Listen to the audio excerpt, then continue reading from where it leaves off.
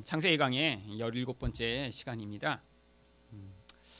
인간의 타락은 아주 순식간에 일어났습니다. 뱀이 선악과를 먹어도 죽지 않는다.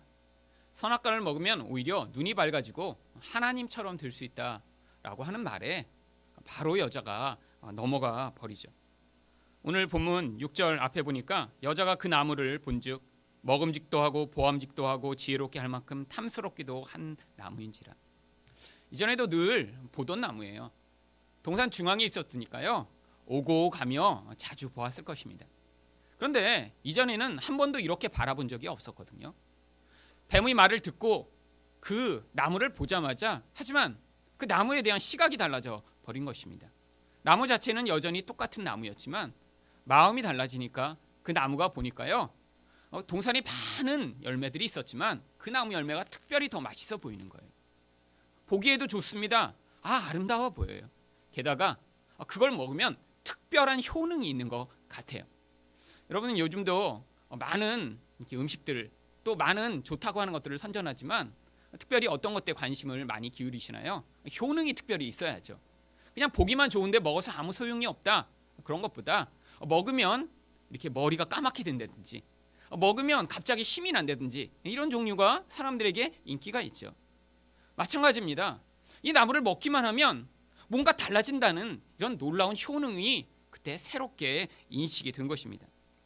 그런데 이렇게 하와가 타락하고 있을 때 아담은 도대체 뭘 하고 있었나요? 오늘 본문 6절 하반절에는 여자가 그 열매를 따먹고 자기와 함께 있는 남편에게도 주매 그도 먹은지라. 성경은 아담 또한 그 자리에 함께 있었다라고 얘기합니다. 거기에 바로 여자와 함께 남자가 있었던 것이죠. 아니 그런데 이렇게 뱀이 꼬실 때 아담은 도대체 뭘 하고 있었죠?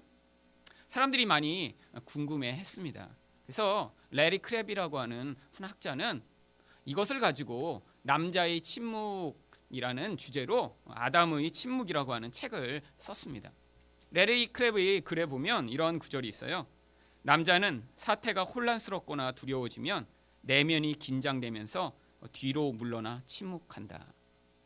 여러분 주변에 있는 남자들 사귀어 보시고 관계해 보시면 이런 경우가 굉장히 많습니다. 평소 때는 말도 많고 적극적으로 행동하는 사람이요. 어느 순간인가 말이 없어지고요. 어느 순간인가 가만히 있게 되는 경우들이 있어요. 그런 경우는요. 지금 남자 마음에 혼란한 상황이 벌어진 것입니다. 여자는 두려워지면 시끄러워지거든요. 말이 많으면서 소리를 질러요. 그리고 호들갑을 떱니다. 그런데 남자는 정반대예요. 마음이 혼란스럽고 두려워지면요. 조용해집니다. 그리고요. 말을 안 해요. 그런데 이게 지금 아담에게도 이런 혼란의 상황이 온 것이죠. 왜 혼란스러웠죠? 하나님은 먹으면 죽는다고 하셨어요. 그런데 뱀은 먹으면 오히려 효과가 있대요. 오히려 좋은 일이 있을 거래요. 절대 죽지 않는데요. 뱀의 말을 듣고 하나님의 말과 반대되는 이 말이 그에게 혼란을 가져온 것이에요. 그런데 아담이 이런 혼란스러운 상황에서 선택한 것은요. 바로 죄를 선택한 것입니다. 여러분 아담이 아무 말을 안 한 것은요. 사실 동의한 거예요. 여러분 침묵은요. 암묵적 동의입니다. 어떤 일이 있을 때 아무 말 안 했다는 건요. 사실 그 상황에 대해서 나도 똑같이 생각하고 있다라는 것들을 의미하는 것이죠. 결국 여자가 먼저 죄를 저질렀지만 그 죄는 아담의 죄라고 성경이 계속 이야기할 정도로 아담 또한 동의했고요. 거기에 타락한 것입니다. 여러분 이렇게 타락하니까 죄의 결과가 나타납니다. 첫 번째로 이런 죄는요. 자신과의 관계를 파괴합니다. 7절 말씀을 다시 보겠습니다. 예 그이들의 눈이 밝아져 자신들이 벗은 줄을 알고 무화과나무 잎을 엮어 치마로 삼았더라. 이전까지는요. 부끄러워하지 않았었어요. 그런데 어느 순간에 상황은 변한 게 없는데요. 갑자기 부끄러워진 것입니다. 수치를 느끼게 된 거예요. 그래서 무화과나무 잎으로 치마를 만들어 입습니다. 수치가 무엇이죠? 사전적으로는요. 이렇게 표현하고 있습니다. 수치는 자기 약점이나 잘못 또는 무가치함을 남들 앞에 탄로 되었다고 생각할 때 일어나는 감정이다. 자기에게 어떤 부끄러운 부분이 있는데 자기에게 어떤 약점이 있는데 이게 드러났을 때 나타나는 감정입니다. 아니 이전에도 아담과 하와가 어떤 약점을 가지고 있었나요? 아니에요. 완벽한 존재로 창조되었습니다. 근데 갑자기 수치감을 느끼기 시작한 것이죠. 여러분, 이 수치는 인간의 감정 가운데 가장 보편적이면서요, 가장 자주 경험하는 감정입니다. 저도 제 인생을 이렇게 돌아보면요, 아주 창피했을 때가 굉장히 많아요. 근데 아직도 이렇게 제가 언제 그렇게 제일 창피했나 어제 곰곰이 생각해 보니까 몇몇 장면이 생각나더라고요. 그 중에 하나, 제가 대학교 1학년 때였는데요, 제가 집에서 이렇게 있다가 동네에 볼 일이 있어서 나갔습니다. 근데 그날따라 사람들이 저를 이렇게 더 자주 쳐다보면서 이렇게 미소를 짓는 거예요. 그래서 제 마음에 오늘따라 사람들이 나를 이렇게 더 많이 좋아해주고 이렇게 나를 이렇게 참 이렇게 멋지게 봐주나 보다. 이렇게 참 오늘 내가 잘생겼나? 그리고 동네를 한참 돌아다니다가 이제 마지막으로 볼일을 보러 은행에 들어가서 이제 그 현금 출납기 앞에서 돈을 빼려고 딱 했는데 거울이 있잖아요.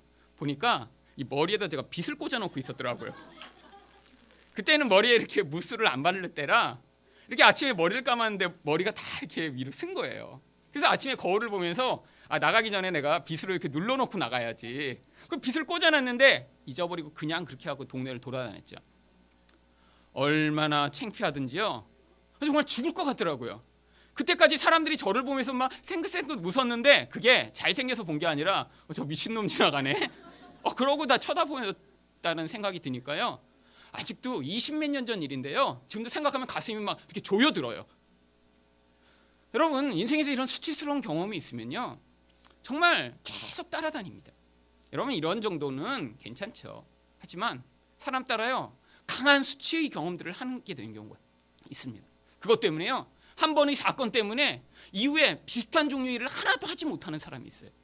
사람들 앞에 서는 것에서 어느 날 한 번 실수했는데 그것 때문에 다시는 사람 앞에 서지 못하는 사람도 있습니다. 그런데요, 이 수치심은요, 그때 그 상황을 통해서만 경험되는 게 아니라 인간에게 죄로 말미암아 들어온 가장 강력한 감정입니다. 여러분, 왜 이전에는 수치스럽지 않았죠? 눈이 밝아지지 않아서 그래요. 여러분, 눈이 밝아진다는 건요, 좋은 게 아니었어요. 여기서 눈이 밝아진 건요, 이전에는 하나님의 시각으로만 세상을 바라보고 있었습니다.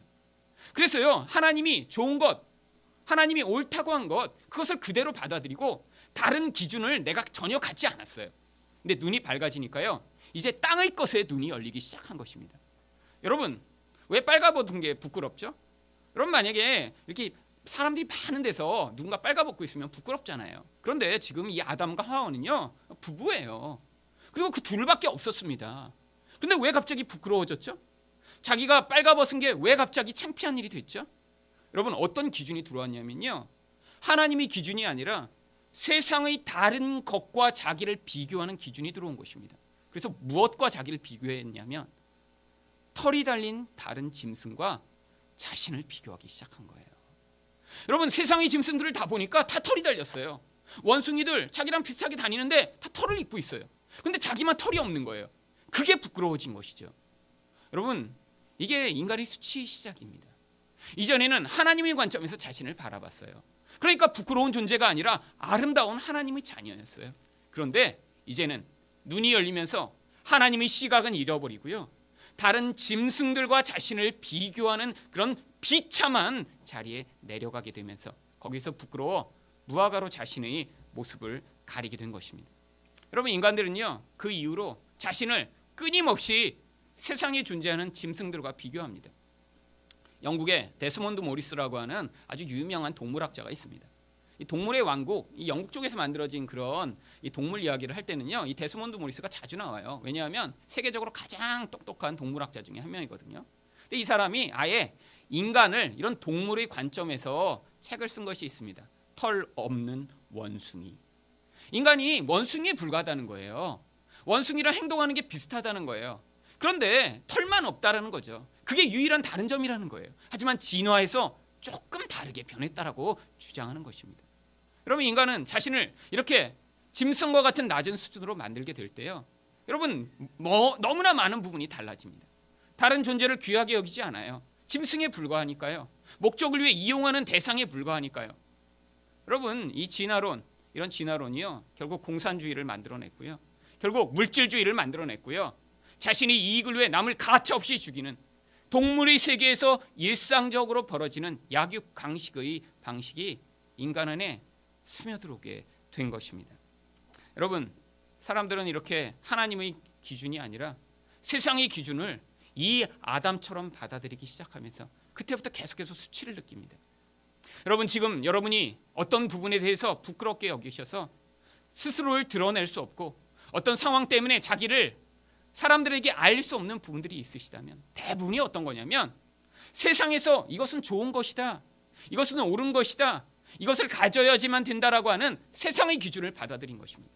하나님은요, 여러분이요 뚱뚱하건 날씬하건 별로 관심이 없으세요. 하나님은 여러분이 얼굴이 동안 피부를 가졌던 아니면 꺼무죽죽한 피부를 가졌던 전혀 관심이 없으세요. 하나님은 여러분이 키가 큰가 작은가, 여러분이 부자인가 가난한가 전혀 관심을 갖고 있으시 않으세요. 그런데 세상은 관심이 있어요. 여러분이 키가 크고 얼굴은 하얗고 돈이 많으면 세상은 그것을 중요하다고 여기기 때문에 거기에 가치를 부여하고요, 그런 사람들은 인기를 얻을 수 있고 세상에서도 다른 사람들이 우러러보는 자리를 얻기 쉽습니다. 사람들은 그런 기준을 받아들이면서요 자기를 비교하기 시작한 거예요. 마치 아담이 짐승과 자기를 비교하면서 나는 부끄러운 존재네 라고 무화과로 가렸듯이, 우리 또한 하나님의 기준이 아니라 세상에서 좋다라고 하는 기준을 똑같이 받아들이고요, 그걸로요 내가 그게 없으면 부끄럽고 있으면 자랑스러운 그런 죄로 말미암는 이런 수치를 가리는 아담과 같은 모습이 우리에게 동일하게 나타나기 시작했습니다. 성경이 그래서 뭐라고 얘기하나요? 요한 1서 2장 15절 16절에 이 세상이나 세상에 있는 것들을 사랑하지 말라.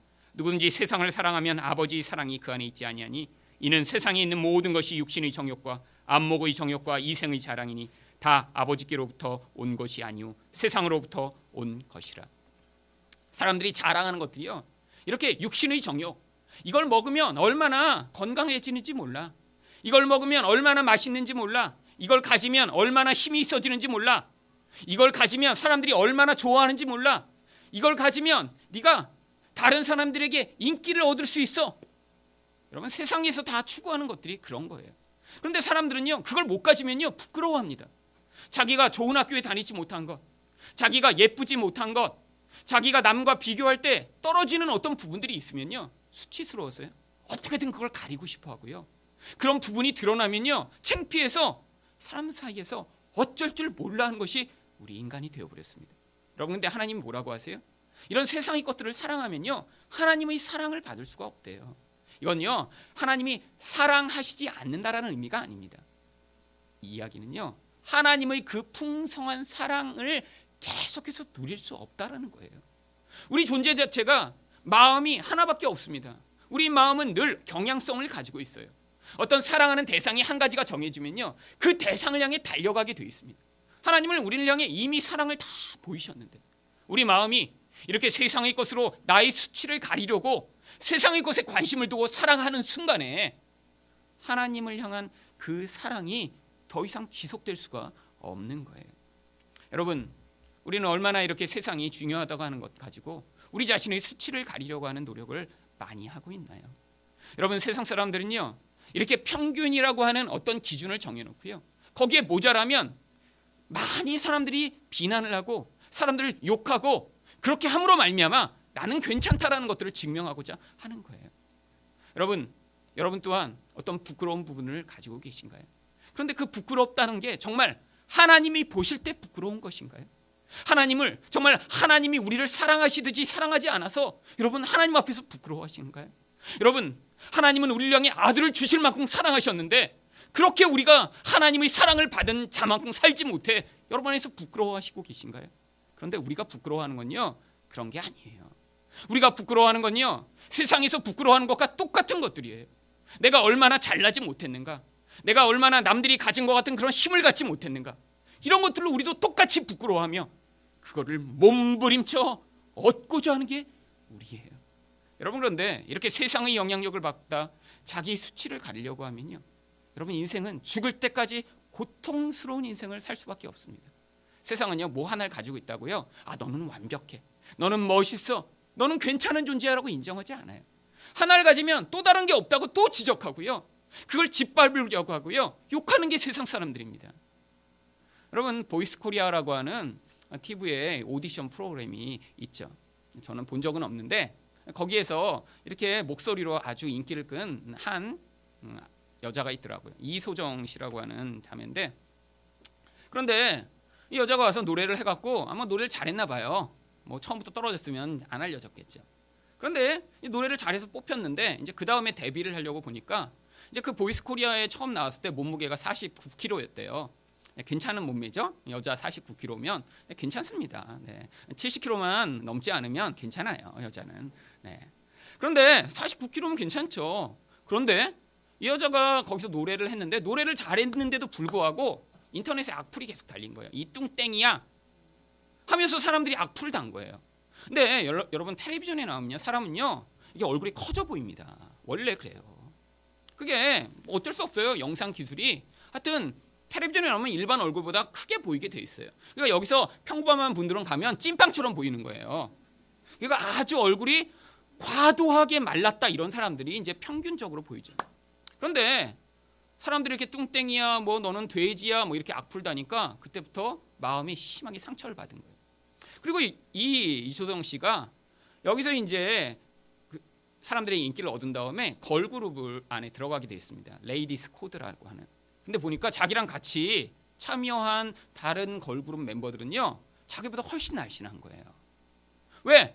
그 딴 여자들은 노래가 목적이 아니라 원래 뭐 미스 뭐 재팬 출신 뭐 이런 식으로 원래 외모로 자기를 가꾸어서 나오던 사람들인데, 노래는 그냥 춤 배워서 시키려고 그냥 끌어모은 거죠. 그런데 그들과 자기를 또 비교하니까 자기는 정말 똥돼지 같은 거예요. 그때부터 거식증에 걸린 것입니다. 3일 동안 방울토마토 5개로 식사를 하면서 버텼대요.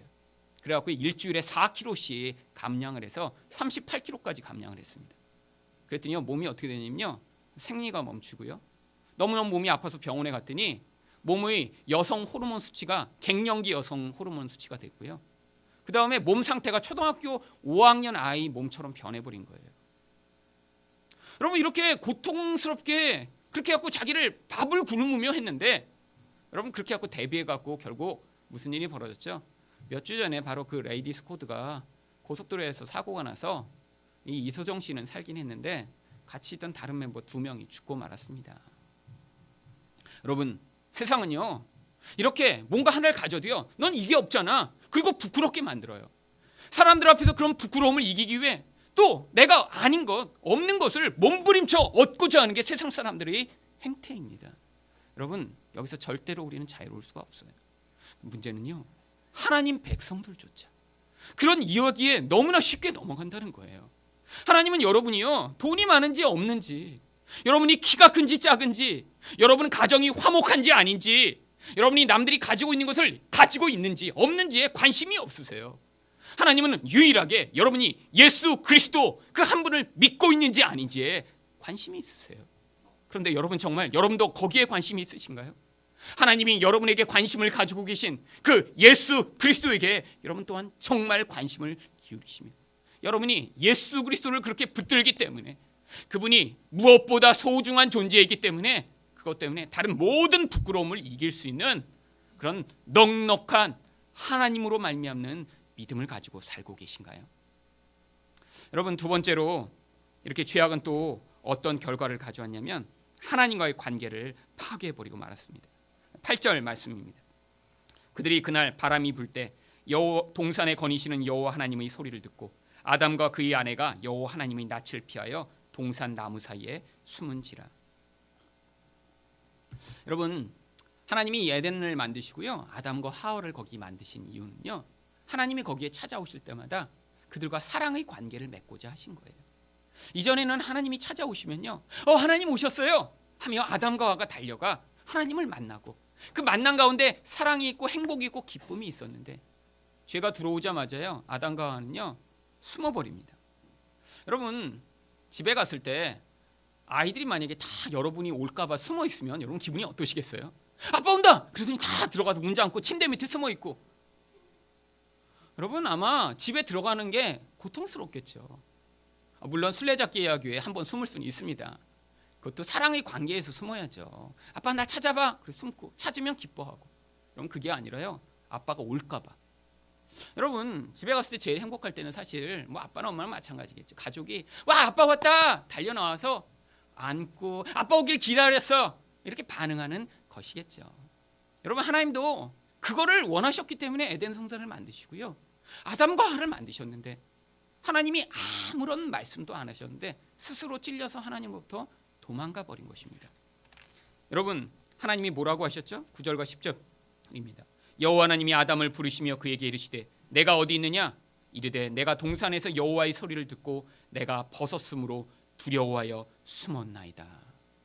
여러분, 인간에게 자신이 잘못한 수치스러운 일로 말미암아 하나님의 심판을 받을 것에 대한 두려움이 이때부터 시작되었습니다. 여러분, 그래서 인간 모두가 보편적으로 가지게 된 태도가 무엇이냐면요, 신에 대한 두려움이에요. 여러분, 여기서부터 만들어진 결과가 바로 율법주의입니다. 여러분, 율법주의는요, 내가 열심히 어떤 것들을 지켜 하나님 앞에서 떳떳스러운 존재가 되고자 하는 거예요. 자, 내가 1년에 52주를 한 번도 빠지지 않고 예배를 드렸으니까 하나님이 나를 잘했다고 하시겠지? 그러니까 내가 이제 하나님께 잘 나아갈 수 있겠지? 내가 이렇게 하나님이 원하시는 것을 잘 해냈으니까 하나님이 나를 이젠 부끄러운 존재로 여기시지 않고 내가 하나님 앞에 섰을 때 잘했다고 칭찬하시겠지? 여러분, 이 모든 율법주의는요, 이렇게 신으로부터 내가 이런 두려움을 갖고 있기 때문에 나 자신을 무장하고 그런 신 앞에 섰을 때 내가 떳떳한 것처럼 보이도록 만들기 위한 인간의 근원적 두려움에서 시작된 것입니다. 그런데요, 이 율법주의와 함께 기복주의 또한 똑같은 태도예요. 여러분, 기복주의가 무엇이죠? 신을 동원해 내가 원하는 것을 얻어내고자 하는 게 기복주의인데요, 그 이면에는요, 또한 내가 신을 잘 섬겨서 내가 원하는 그것을 혹시 신이 빼앗아가는 저주를 내릴까 봐 신에게 충성하는 것입니다. 여러분, 이런 기복주의자들, 소위 이야기하면 세상에서 이렇게 샤머니즘을 섬기는 사람들이 뭘 하죠? 여러분, 어떤 날 내가 뭘 잘못하면 이런 귀신이 와서 해코지를 할까 봐 되게 두려워합니다. 그래서요, 이렇게 예수 믿는 사람들 그래서 가질 수 있는 특권이 있어요. 이사하실 때 손 없는 날 빼고 딴 날 이사하시면 가격이 싸요. 여러분, 이렇게 9일과 10일, 음력 9일과 10일은요, 손 없는 날이라고 했어요. 집집마다 있는 귀신이요, 하늘에 회의하러 올라간대요. 그래서 한 달에 한 6일 정도가 이 손 없는 날이거든요. 이런 날은 비쌉니다. 이삿짐 하는 센터에 가서 보면요, 손 없는 날은 항상 다 동그라미를 쳐 있어요, 빨갛게. 왜? 귀신이 없어서 비싼 그날 이사하시면 집에 재앙이 없다는 거죠. 예수 믿는 사람은 그날 빼고 딴 날 이사하시면 돼요. 여러분, 세상 사람들은 두려워서 뭘 하죠? 조상에게 제사를 드립니다. 내가 이렇게 제사를 안 드리면 그 조상신이 와서 해코지를 할까 봐. 여러분, 신을 섬기는 기복주의자들이 특징은요, 두려움 때문에 섬기는 것. 여러분, 근데 하나님도 이렇게 잘못된 개념을 가지고 하나님께 나아갈 때 이런 기복주의들과 똑같은 태도로 하나님께 나아갈 수 있습니다. 어떤 태도죠? 내가 이렇게 뭘 안 하면 우리 하나님이 벌을 내리시는 거 아니야? 내가 이렇게 헌금을 한번 빼먹었더니 하나님이 그거보다 2배로 이렇게 하나님이 내 인생에서 손해보게 하신 거 아니야? 여러분, 우리가 하나님께 헌금을 드리는 이유는요, 하나님이 우리 인생에서 그거보다 더 심하게 보복하셔서 내가 만약에 10만 원을 안 했더니 하나님이 100만 원을 헌금 내도록 나중에 만드시는 이런 일을 하시기 위한 게 아니에요. 여러분, 우리 하나님이 하늘에서 전 세계에 있는 기독교인들이 얼마 헌금 내고 있나, 주일 예배에 빠지나 안 빠지나 이거 체크하고 계신다고 생각하세요? 우리 하나님은 안 그러세요. 저도 어려서부터 맨날 그런 얘기를 들었어요. 주일 예배 빠지면 천국에 가면요, 집에 벽돌이 하나가 없대요. 그런데 제가 중학교 2학년 때까지 한 번도 안 빠졌는데 중학교 2학년 때 폐렴에 걸려서 하루를 빠졌습니다. 여러분, 그게 제 인생에서 얼마나 큰 충격이었는데, 여러분, 이게 빠져서 나중에 천국에 벽돌이 하나 없는 집을 얻게 되면 그건 나중에 다시 돌이킬 수도 없잖아요. 폐렴에 걸렸는데도 그래서 좀 가려고 그랬어요, 교회. 그때 의사 선생님이 지금 나가면 죽을지도 모른다고. 그래갖고 그때 못 간 게 오랫동안 제가 복음을 알게 되기까지 제 안에서 큰 고통이었습니다. 우리 집만 벽돌 하나 구멍 없으면 어떡하지? 여러분, 하나님이요, 뭐 하루 빠졌다고 그렇게 막 벽돌을 빼시고 이런 하나님이신 줄 아세요? 여러분, 이게 바로 기복주의에서 나온 태도입니다. 여러분, 하나님은요, 여러분이 하나님을 예배하여 하나님 중심적으로 사는 자들이 되기를 원하세요. 그래서 예배에 나오라고 하시는 거예요. 세상에선 여러분을 하나님처럼 만들겠다고 얘기해 줍니다. 여러분, 천국에서 벽돌 없는 그런 완벽한 집을 얻고 싶은 마음도 어떤 태도죠? 내 중심적인 태도예요. 천국에 가면 내가 얻게 되는 그거는 완벽해야 되는 거예요. 여러분, 예배조차도 자기 중심적으로 만들려고 하는 이런 잘못된 영향력이 기독교와 너무 많이 짬뽕되어 와 있던 거예요. 여러분, 우리 하나님은 좋은 하나님이십니다. 우리 수치를 가려주시고자 하는 분이에요. 하나님은요, 우리가 뭘 잘못했다고 달려들어서 일일이 혼내고 우리를 외면하시는 분이 아니세요. 수치가 있는 우리를요, 예수 그리스도의 피로 덮으셔서 온전케 만드시고자 원하시는 분이세요. 여러분, 마지막으로 또한 죄악은 어떤 결과를 가져오나요? 다른 사람과의 관계를 파괴해버립니다. 11절과 12절 말씀입니다. 이르시되 누가 너희 벗었음을 내게 알렸느냐? 내가 내게 먹지 말라 명한 그 나무 열매를 내가 먹었느냐? 아담이 이르되 하나님이 주셔서 나와 함께 있게 하신 여자 그가 그 나무 열매를 내게 주므로 내가 먹었나이다. 하나님이 하와를 맨 처음 주셨을 때 아담이 어떻게 반응했죠? 내 뼈 중에 뼈요, 살 중에 살입니다. 내게 가장 소중한 존재군요. 여러분, 소중하면 어떻게 할 수 있어요? 아끼고 사랑하고 보호할 수 있습니다. 여러분, 그런데 아담의 태도가 싹 돌변해요. 어떻게 돌변하죠? 하나님이 만들어주신 이 여자 때문에 내가 먹었어요. 여러분, 누구까지 비난하는 거예요? 하나님까지요. 하나님이 안 만들어주셨으면 난 범죄 안 했는데 하나님이 만들어주셔서 내가 먹었잖아요. 하나님이 만들어주셔서. 여러분, 보호하기는커녕 죄를 뒤집어 씌웁니다. 여러분, 죄는요 반드시 이런 태도를 가져오게 돼 있어요. 어떤 태도요? 책임 전가의 태도요. 여러분, 이 죄악이 만들어낸 가장 무서운 속성이 바로 이것입니다. 나는 죄 없다는 거예요. 그런데 환경 때문에 죄를 졌다는 거예요. 나는 죄 없다는 거예요. 그런데 그 사람 때문에 내가 죄를 졌다는 거예요. 아니요, 여러분, 죄 지은 사람이 문제입니다. 어떤 사람은 똑같은 환경에서도 죄를 안 져요. 어떤 사람은 그런데 그런 환경이 아니어도 죄를 져요, 사실은. 그런데 죄를 짓고 나서 다 뭐라고 그래요? 환경 때문에 그랬다고요. 여러분, 모두 다 가난하다고 도둑질을 합니까? 그런데요, 교도소에 가보면요, 이렇게 도둑질해서 온 사람들은 다 자기가 죄가 없대요. 이 사회가 문제래요, 사회가. 복지가 잘 안 돼 있기 때문에 내가 이렇게 도둑질을 했지, 이렇게 주장해요. 아니에요. 여러분, 가난해도요 죄 안 질 수 있습니다. 그런데요, 죄인들은요 그게 잘 안 돼요. 여러분도 혹시 그렇지 않으세요? 여러분, 지금 화내고 계신 이유가 여러분 가족이나 여러분 가까운 사람 때문에 분노하고 화낸다고 생각하시면 여러분 잘못된 거예요. 어떤 사람은 훨씬 더 심한 상황인데도 화를 안 내는 사람이 있어요. 그런데 그렇게 화가 나는 사람은요, 자기 안에 분노라고 하는 감정이 가득 차 있기 때문이에요. 여러분, 이 분노는요, 내가 하나님처럼 되려고 했는데 좌절되니까 나타나는 감정입니다. 내 마음대로 내 세상이, 내 주변에 있는 사람이 마음대로 되지 않으니까 화를 내는 거예요. 여러분, 내 세상, 내 주변에 있는 사람들이 내 마음대로 다 될 수 있다면 그게 바로 하나님이죠. 그런데 우리는요, 세상이 그렇게 되지 않아요. 내 옆에 있는 사람이 내 말을 잘 안 듣습니다. 그러니까요, 끊임없이 우리 안에서 화가 나는 거예요. 여러분, 이렇게 우리 안에서 나타나는 이 죄악의 모습, 그럼에도 불구하고요, 많은 사람들은 자신의 죄를 인정하지 않습니다. 왜? 아담으로 말미암는 이 책임 전가의 죄악의 속성이요, 우리 영혼에도 뿌리 깊게 영향을 미쳤기 때문입니다. 그랬더니 아담만이 이렇게 됐나요? 13절에 보니까 여자도 똑같이 변합니다.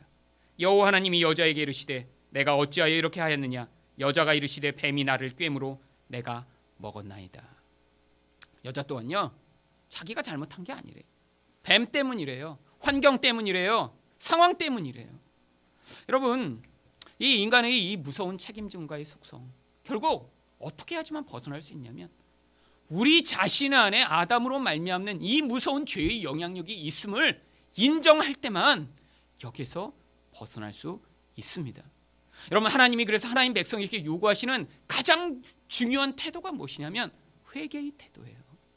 여러분, 회개는 누구만 할 수 있죠? 자기가 죄가 있음을 인정한 자만 회개할 수 있습니다. 여러분, 그래서 세례 요한이 와서 세례를 줬을 때 그 세례를 회개의 세례라고 이야기한 거예요. 세례를 받으면요, 내가 죄가 있습니다. 그러니까 나는 이런 세례가 필요합니다라고 죄를 회개한 자만 세례를 받을 수 있었어요. 누구는 그러니까 세례를 안 받았어요? 바리새인들, 서기관들은 세례를 안 받았어요. 왜죠? 내가 세례를 받고 나면요, 내가 죄인임을 인정해야 되니까요. 여러분, 예수님이 오셔서도요, 우리에게 똑같은 걸 요구하십니다. 예수를 믿는 사람은요, 반드시 그래서 회개를 해야지만 예수님을 만날 수 있고요, 그 예수님으로 말미암는 놀라운 죄의 용서의 은혜를 누릴 수 있게 되는 거예요. 여러분, 그런데 우리를 하나님이 어떻게 용서하시고 이 모든 죄에서 자유케 하시죠?